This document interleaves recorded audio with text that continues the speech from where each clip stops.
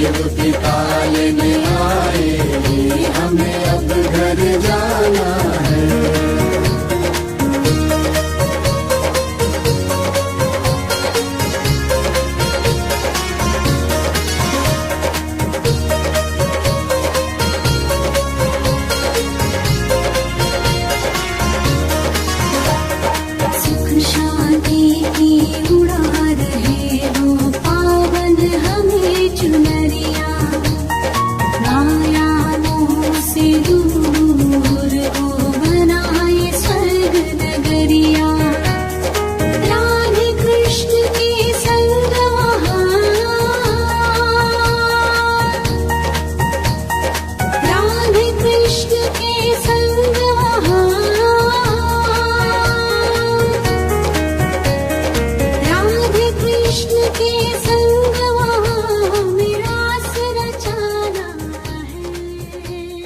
ओम शांति। दुनिया में कहते हैं कि सहज पके सो मीठा होवे, लेकिन प्रैक्टिकल बात यह है कि हर इंसान को जल्दी है। यहाँ भी सभी जल्दी जल्दी आते हैं, फिर जाने की भी जल्दी होती है। आज इंसान हर चीज़ स्पीड से करना चाहता है, क्योंकि काम बहुत है और समय कम है, ऐसा फील होता है। लेकिन ये पॉलिसी ईश्वरीय याद और ज्ञान में नहीं चलती। यहाँ बहुत धैर्यता रखनी ज़रूरी है, क्योंकि यदि धैर्य नहीं रखते और कहें कि अभी अभी हम फटाफट परम धाम पहुँच जाएं, पहुँच सकते हैं 1 सेकंड में, परंतु उस 1 सेकंड में पहुँचने के लिए बहुत समय का अभ्यास ज़रूरी है। और वो अभ्यास करने के लिए धैर्यता बहुत बहुत ज़रूरी है। अंतर्मुखी होने के लिए, एकाग्रचित्त होने के लिए, ज्ञान में अनुभव प्राप्त करने के लिए, योग की विभिन्न अनुभूतियों के लिए, धारणा के लिए और सेवा के लिए, चारों सब्जेक्ट्स में पास होने के लिए बहुत विशेष गुण है धैर्यता। इसलिए बार बार बाबा बहुत सारी वाणियों में हमें धीरज रखने का श्रीमत भी देते हैं, ज्ञान भी देते हैं, समझाने भी देते हैं। तो आज की मुरली में भी बाबा ने विशेष आत्मा को धीरज रखने की सलाह भी दी है और समझानी भी दी है। तभी सुनते हैं बाबा की मधुर मुरली। आज है 13 अक्टूबर 2023। बाबा के महावाक्य हैं, मीठे बच्चे धीरज रखो, अब तुम्हारे दुख के दिन पूरे हुए, सुख के दिन आ रहे हैं। निश्चय बुद्धि बच्चों की अवस्था धैर्यवत रहती है। नहीं तो क्या होता है, क्यों नहीं हो रहा, इतने साल हो गए, बाबा ने तो कहा था ये हो जाएगा, अभी तक तो हुआ नहीं है। इसे कहते हैं अधैर्य। और ये अधैर्य होना इस बात का साइन है कि हमें बाबा की बात पर अभी निश्चय नहीं हुआ है। तो निश्चय बुद्धि बच्चों की जो निशानी है वो ये कि उनकी अवस्था धैर्यवत रहती है। प्रश्न है, किसी भी हालत में मुरझाइश न आए, इसकी सहज विधि क्या है? मुरझा जाते हैं, नाराज़ हो जाते हैं, मूंझ जाते हैं, चिंतित हो जाते हैं। ना आए ये मुरझाइश, उसकी सहज विधि क्या है? आज का उत्तर, ब्रह्मा बाप का सैंपल सदा सामने रखो। इतने ढेर बच्चों का बाप, कोई सपूत बच्चे हैं तो कोई कपूत, कोई सर्विस करते, कोई डिससर्विस। फिर भी बाबा कभी मुरझाते नहीं, घबराते नहीं। फिर तुम बच्चे क्यों मुरझा जाते हो? तुम्हें तो किसी भी हालत में मुरझाना नहीं है। ब्रह्मा बाबा की स्थिति देखो और अपना लक्ष्य भी देखो। हमें बाप समान बनना है। तो जब बाबा ने इतना सब कुछ देखा, सुना, सहा, फिर भी कभी मुरझाए नहीं, तो हम क्यों मुरझाएं? आज का गीत, धीरज धर मनुआ धीरज धर। धीरज धर मनुआ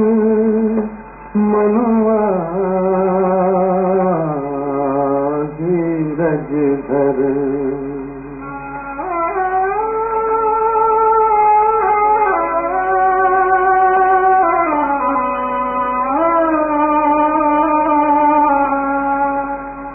धीरज धर मनुआ धीरज धर, तेरे सुख के भरे दिन आएंगे।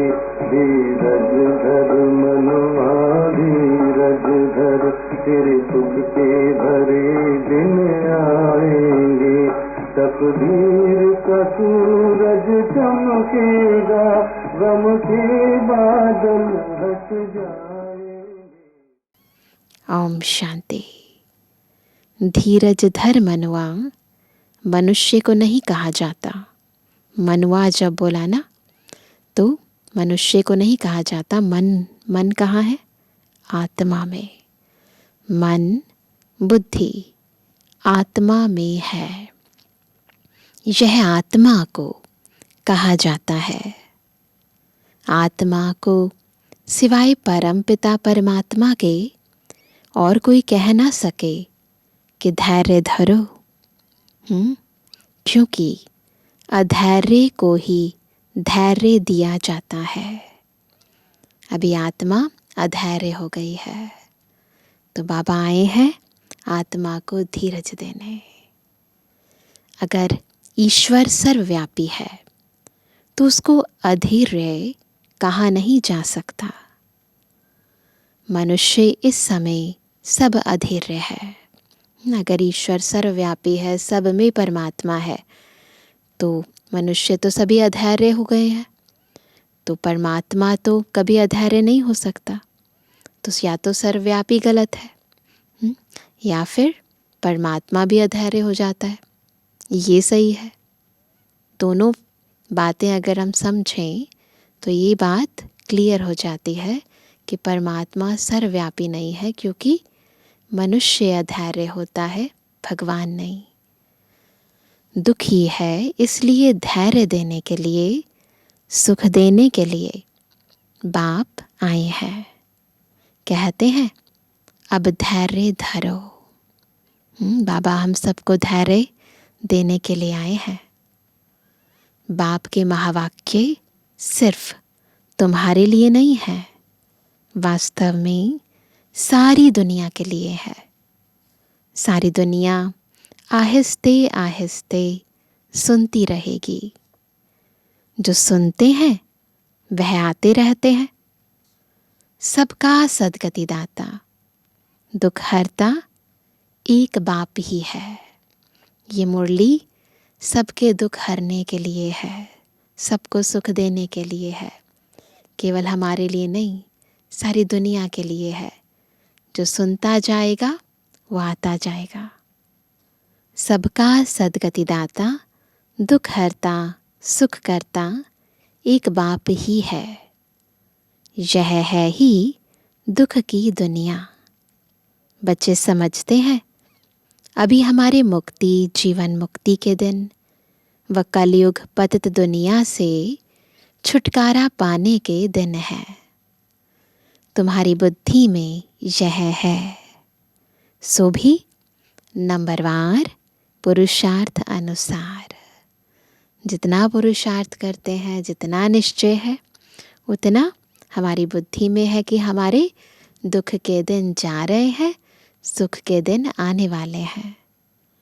सबको यह धैर्य नहीं है कि अभी हम इस दुख की दुनिया से छुटकारा पाए अपने सुख धाम जाएंगे। तुम बच्चों को भी स्थायी निश्चय रहना चाहिए। निश्चय तो रहता है पर स्थायी नहीं रहता है, तो स्थायी निश्चय होना चाहिए। हमारे सुख के दिन अब आ रहे हैं। अगर श्रीमत पर चलते रहेंगे तो इसमें आशीर्वाद व कृपा आदि की बात नहीं है कि भगवान कृपा करे ना तो हमारा पुरुषार्थ बढ़े, ऐसे नहीं होगा। तो पापा कहते हैं बाप बैठ पढ़ाते हैं, सहज स्वराज्य योग सिखलाते हैं। पापा पढ़ाते हैं, सिखलाते हैं, परंतु सीखना पढ़ना वो तो हमें ही है ना। पढ़ाई को नॉलेज भी कहा जाता है। तुम बच्चों को श्रेष्ठ मत दे रहे हैं। पहले पहले तो अटल निश्चय चाहिए, फिर कभी वह नीचे ऊपर नहीं हो सकते। अगर निश्चय है तो अवस्था कभी भी ऊपर नीचे नहीं हो सकती। अगर निश्चय डामाडोल होता है तो आंतरिक स्थिति भी हिलती है। तो धैर्य पहले ही स्थायी मिल जाता है। यह है अविनाशी धैर्य। सदा काल का धैर्य है, ये सर्टेन है।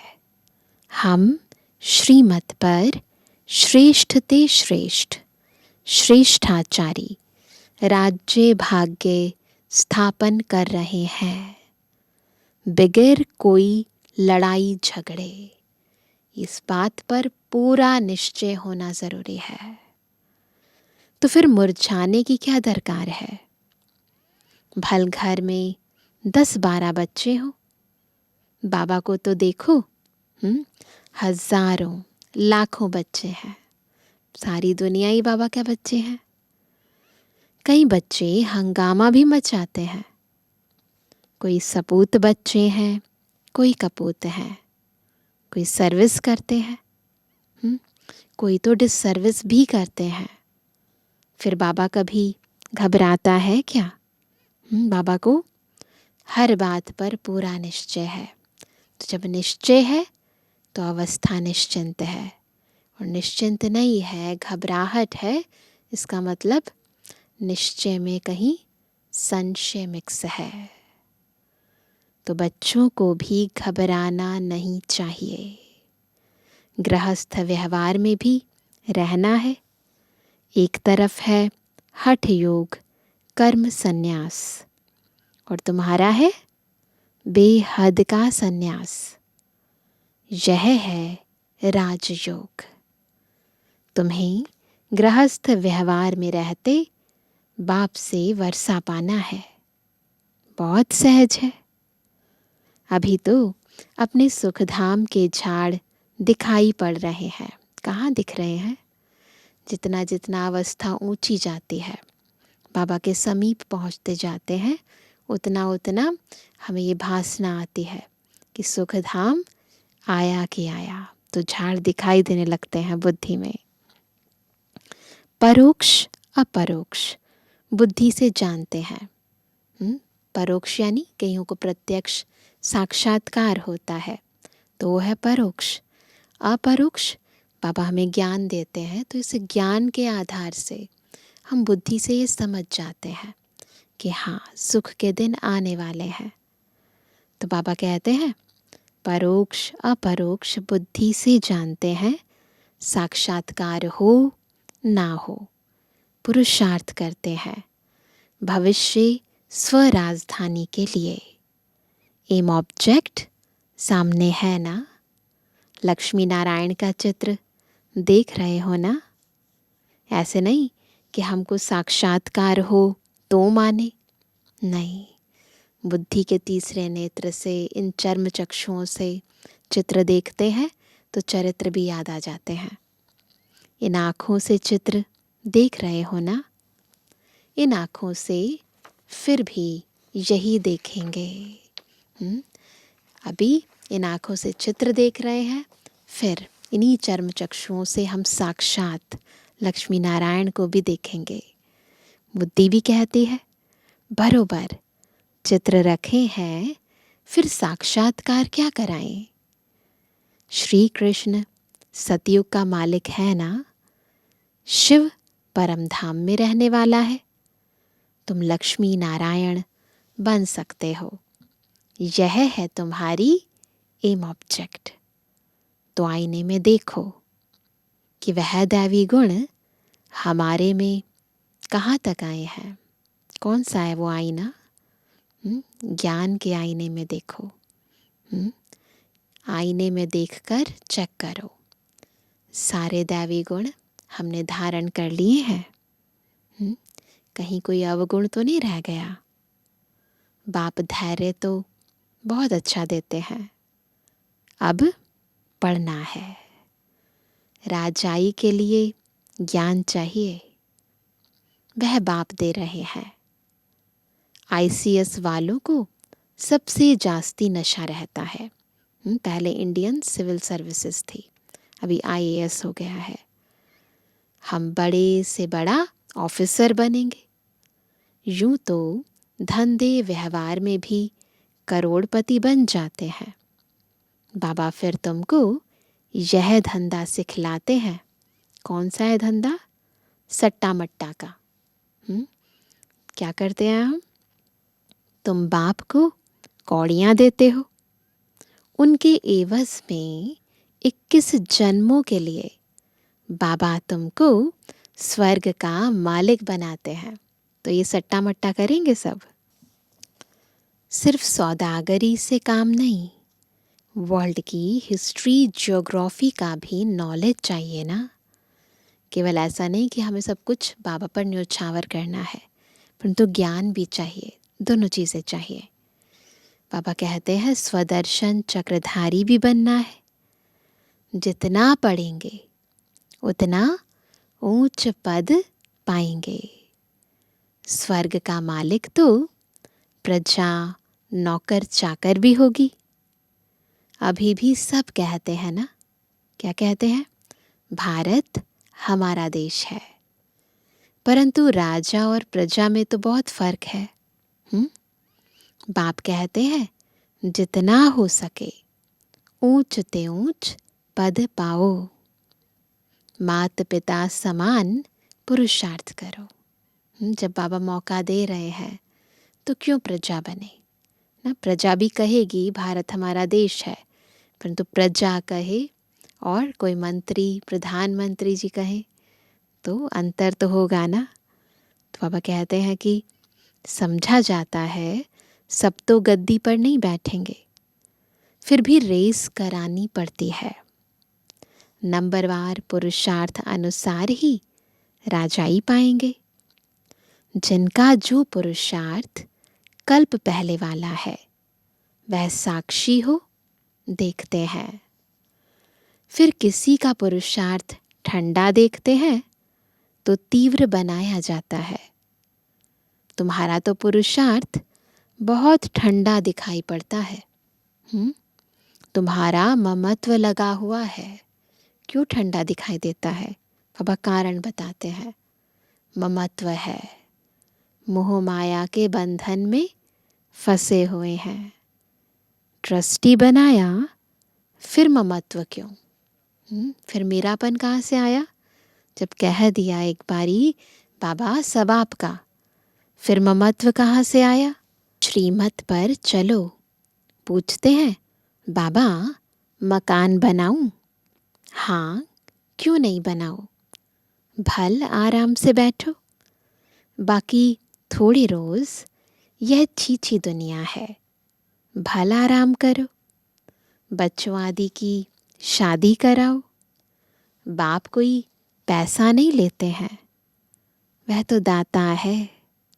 शिव बाबा ने इस समय बच्चों के रहने लिए यह मकान बनाया है।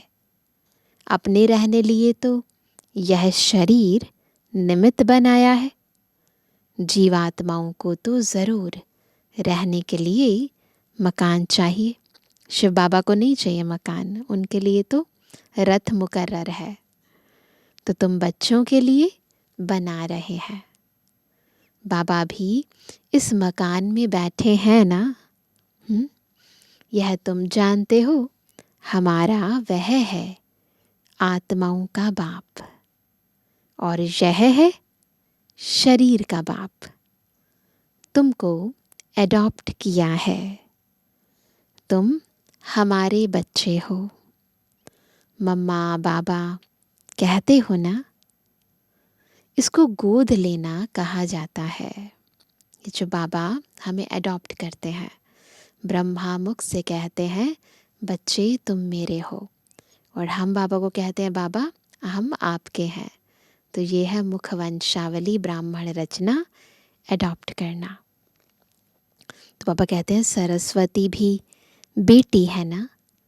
यह है बड़ी गुह्य बातें समझने की।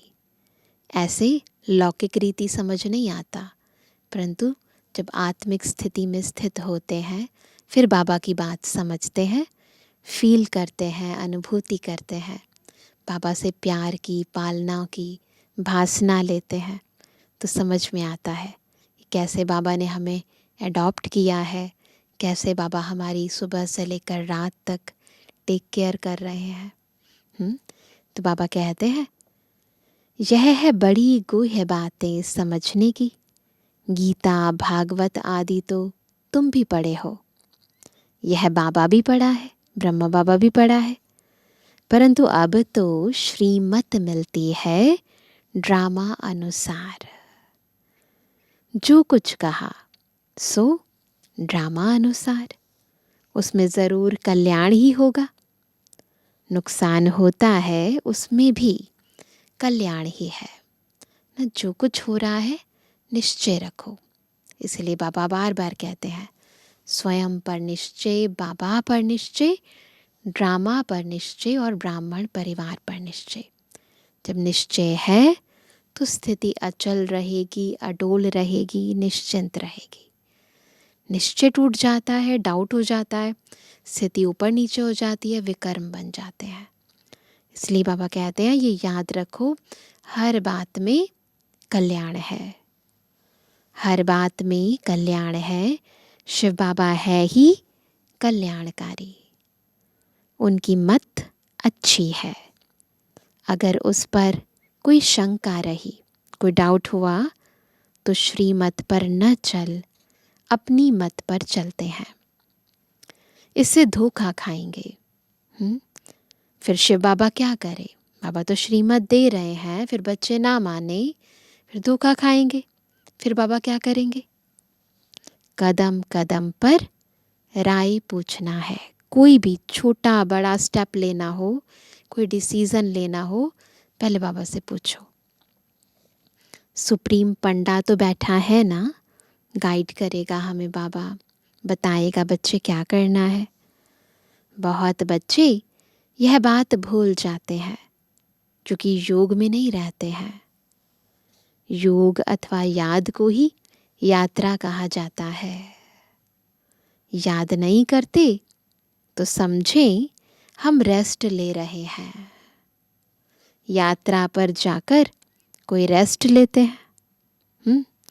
तुम भी अगर रेस्ट लेते हो, याद नहीं करते हो, तो विकर्म भी विनाश नहीं होंगे।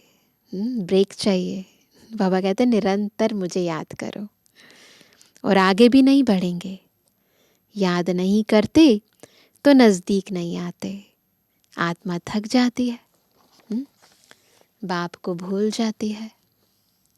बाप कहते हैं तुम यात्रा पर चल रहे हो, रात को तो तुम रेस्ट लेते ही हो। ऐसे नहीं कि रात को तुम नींद में हो तो यात्रा पर हो, नहीं, वह रेस्ट है। देह भी रेस्ट करती है, आत्मा भी रेस्ट करती है। जब जागते हो तब यात्रा पर हो। नींद में कोई विकर्म विनाश नहीं होंगे, बाकी हाँ दूसरे कोई विकर्म होते नहीं हैं। विकर्म विनाश तो नहीं होंगे, परंतु विकर्म फिर बनेंगे भी नहीं, क्योंकि कर्म इंद्रियां रेस्ट कर रही हैं। तो बाप सभी बातें समझाते हैं, परंतु कोई अमल में भी लाए। जब तक अमल में नहीं लेकर आते तब तक फिर फायदा नहीं होता।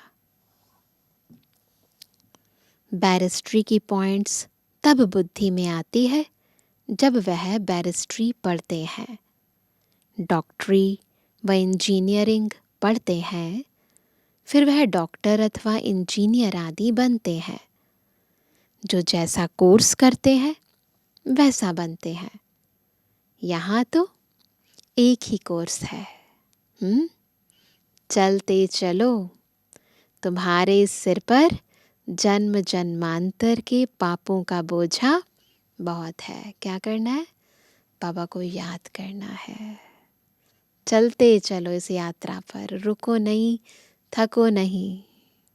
बैरिस्ट्री की पॉइंट्स तब बुद्धि में आती है जब वह बैरिस्ट्री पढ़ते हैं, डॉक्टरी व इंजीनियरिंग पढ़ते हैं, फिर वह डॉक्टर अथवा इंजीनियर आदि बनते हैं। जो जैसा कोर्स करते हैं वैसा बनते हैं। यहाँ तो एक ही कोर्स है। कोर्स भी है और फोर्स भी है। बाबा को याद करना है, इसलिए बाबा कहते हैं चलते चलो। तुम्हारे सिर पर जन्म जन्मांतर के पापों का बोझा बहुत है। उनको विनाश करने का उपाय एक ही है। कौन सा है वो उपाय?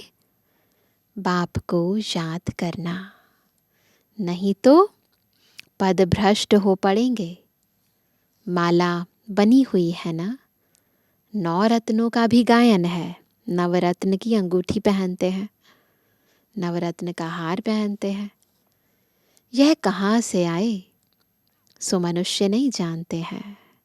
8 रत्न हैं जो रुद्र की माला बनते हैं।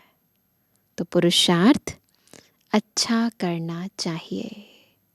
स्टूडेंट्स अच्छा पढ़ते हैं तो रजिस्टर से माँ बाप को भी पता लगता है। रिपोर्ट कार्ड होती है ना, उससे पता चल जाता है। यहाँ तो बाप ही टीचर भी है, तो वही जाने। तुम पढ़ते ही हो बाप के पास। कहाँ पढ़ते हैं? बाबा के पास। रजिस्टर का भी उनको पता पड़ता है। तुम भी अपने रजिस्टर को समझ सकते हो। अपना पुरुषार्थ तो सबको पता है ना, कहाँ तक हमारे में गुण है। मैं औरों को कहाँ तक आप समान बनाता हूँ। इतनी ताकत है जो कोई सामने देखे उनको शरीर भुला दे। बहुत बहुत प्रैक्टिस चाहिए।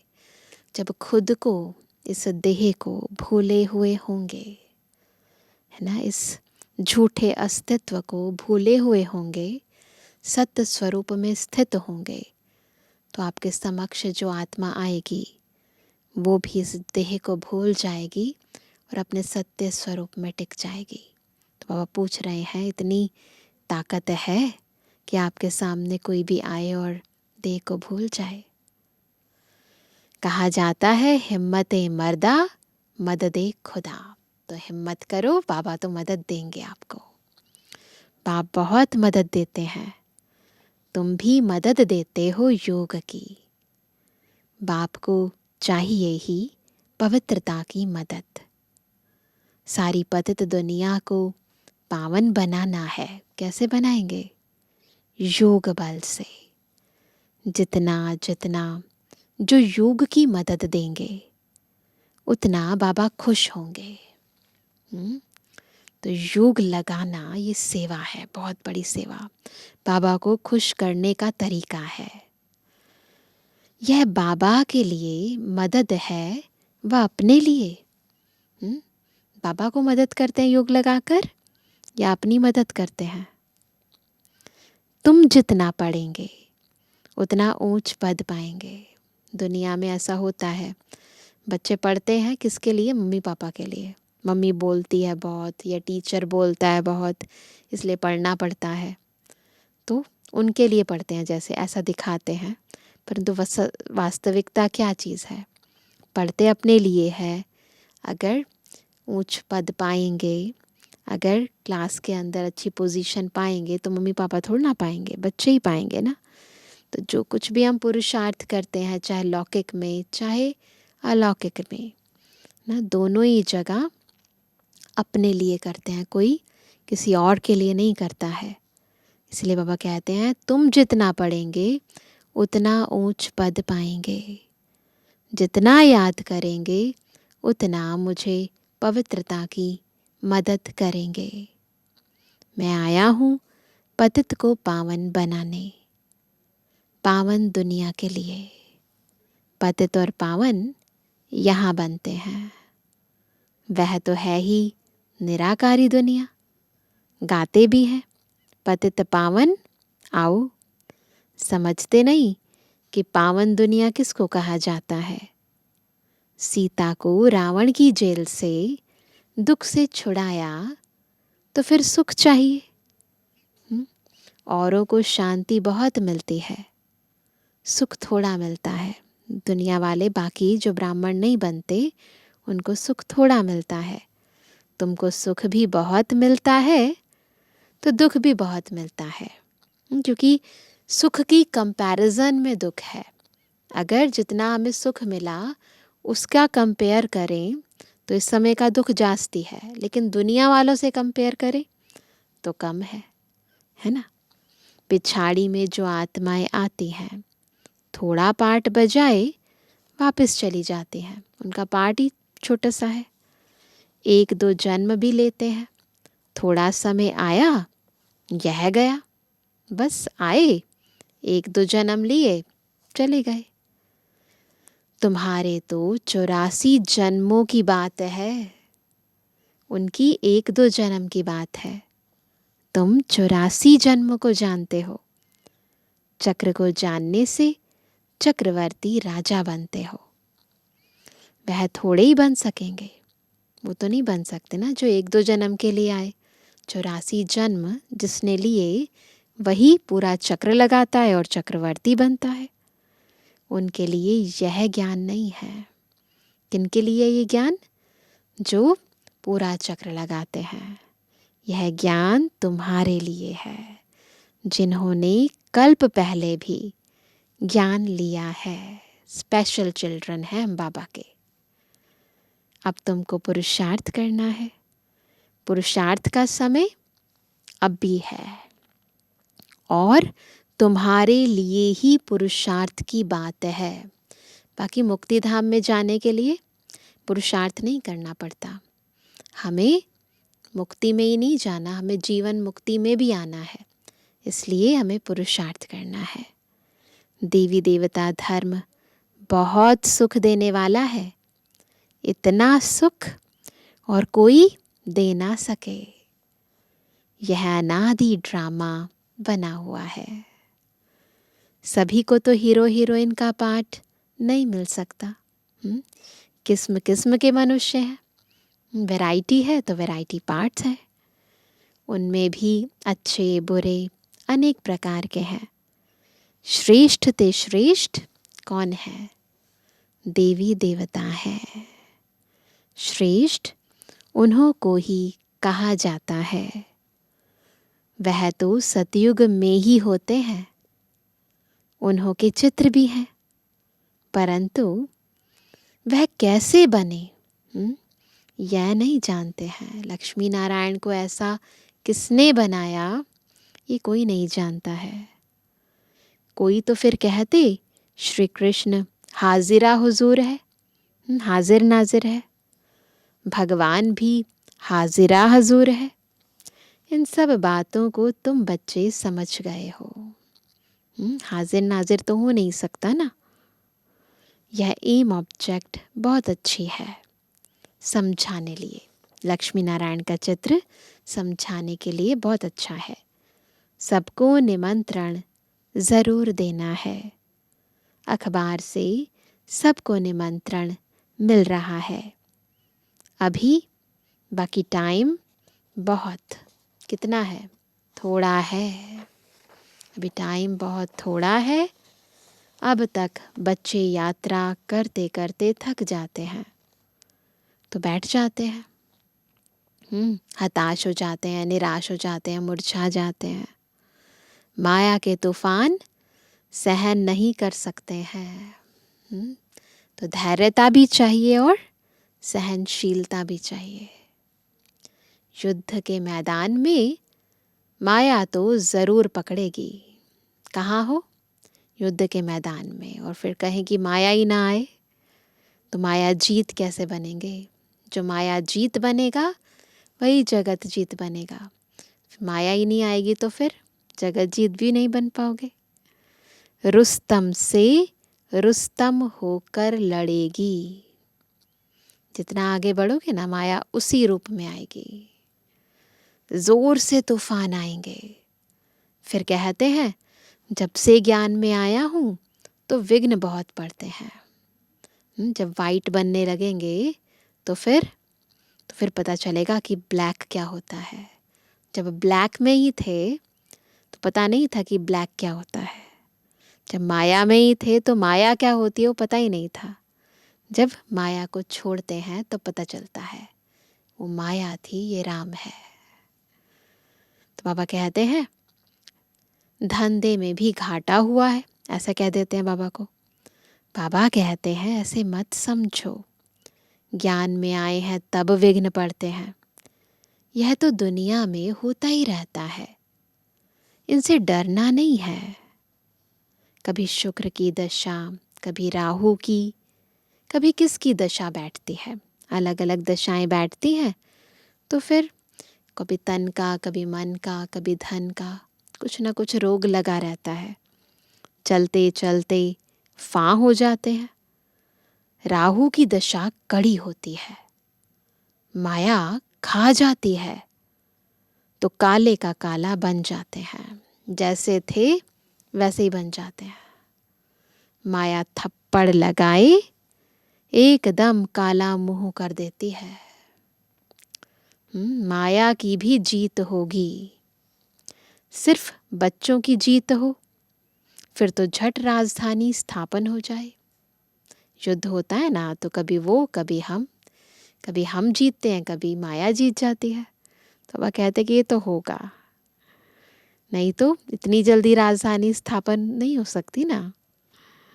उस्ताद को भूल जाते हैं तो माया थप्पड़ मारती है। क्यों मारती है माया थप्पड़? उस्ताद को भूल जाते हैं। भूले नहीं तो भूले हो नहीं, फिर माया आए नहीं। ऐसे रूहानी साजन को सजनी भूल जाती है। बाबा कौन है हमारा? रूहानी साजन। और सजनी भूल जाती है। सजनी भूल जाती है तो फिर दुख होगा, दर्द होगा। साजन को भूल गई ना, यह भी वंडर है ना। अच्छा मीठे मीठे कहते जवानी बच्चों पे जुबानी बाप दादा का दिल जान सको प्रेम से नंबरवार प्रसाद अनुसार यादगार और रूहानी बच्चों की, रूहानी बाप दादा को गुड मॉर्निंग, नमस्ते नमस्ते नमस्ते। धारणा के लिए मुख्य सार। पहला, योग बल से पतित दुनिया को पावन बनाने में बाप का मददगार बनना है। तो योग का चार्ट बढ़ाना है ना। याद की यात्रा में रेस्ट नहीं लेनी है। ऐसी याद हो, कैसी याद हो? जो सामने वाला अपना शरीर भी भूल जाए। आज पक्का करेंगे इसे। दूसरा, श्रीमत में कभी भी शंका उठाकर, डाउट करके अपनी मनमत नहीं चलानी है। हर बात में राय लेते उसमें अपना कल्याण समझकर चलना है। जो हो रहा है बाबा का, इसमें कोई ना कोई राज है। इसमें हमारा कल्याण है, निश्चय पूरा होना चाहिए। वरदान है सहयोग की शुभ भावना द्वारा रूहानी वायुमंडल बनाने वाले मास्टर दाता भव। कैसे बनेंगे मास्टर दाता? जब सहयोग की शुभ भावना से रूहानी वायुमंडल बनाएंगे। जैसे प्रकृति अपने वायुमंडल के प्रभाव का अनुभव कराती है, कभी गर्मी कभी सर्दी, ऐसे आप प्रकृति जीत सदा सहयोगी सहज योगी आत्माएं अपनी शुभ भावनाओं द्वारा रूहानी वायुमंडल बनाने में सहयोगी बनो। हमारी शुभ भावनाओं का भी प्रभाव पड़े और वायुमंडल पवित्र बन जाए।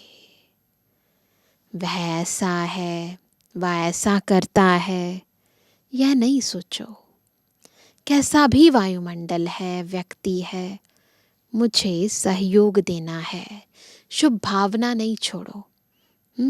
शुभ भावना रखेंगे तो वायुमंडल बदल जाएगा। दाता के बच्चे सदा देते हैं, तो चाहे मनसा से सहयोगी बनो, चाहे मनसा से शुभ भावना शुभकामना दो, चाहे वाचा से, चाहे संबंध संपर्क के द्वारा, लेकिन लक्ष्य हो, क्या लक्ष्य हो? सहयोगी जरूर बनना है। सहयोगी जरूर बनना है, देना है, मास्टर दाता बनना है, चाहे मनसा, चाहे वाचा, चाहे कर्मणा। स्लोगन है इच्छा मात्रम अविद्या की स्थिति द्वारा। कैसी स्थिति हो? इच्छा मात्रम अविद्या। इच्छा होती क्या है उसकी भी अविद्या हो।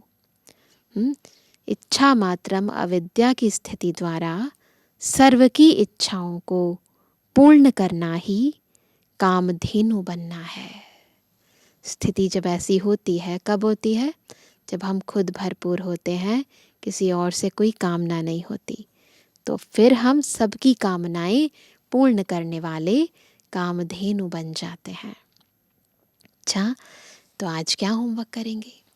एक बहुत खूबसूरत पुरुषार्थ करेंगे, बहुत अच्छा श्रेष्ठ पुरुषार्थ जो आज बाबा ने कहा, बार बार शरीर से डिटैच होना, इतना डिटैच कि भूल जाएं कि हम शरीर हैं।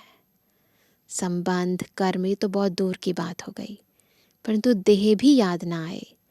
जब फ्री हों, चल रहे हैं, फिर रहे हैं, बैठे हुए हैं, तो बिल्कुल डिटैच हो जाएं। फिर आप अपनी स्थिति द्वारा, अपनी दृष्टि द्वारा ना, दूसरी आत्मा जो आपके सामने आती है, जब उसको रूहानी दृष्टि से देखेंगे तो वो भी देह भान भूल जाएगी। आपके संबंध में आते वो भी अशरीरी बन जाएगी। तो ऐसा अभ्यास हमें बार बार करना है, देह से 100% डिटैच होने का। है देह में, पर बिल्कुल जैसे देह में होते विदेही है, एकदम अशरीरी। ठीक? अच्छा, ओम शांति।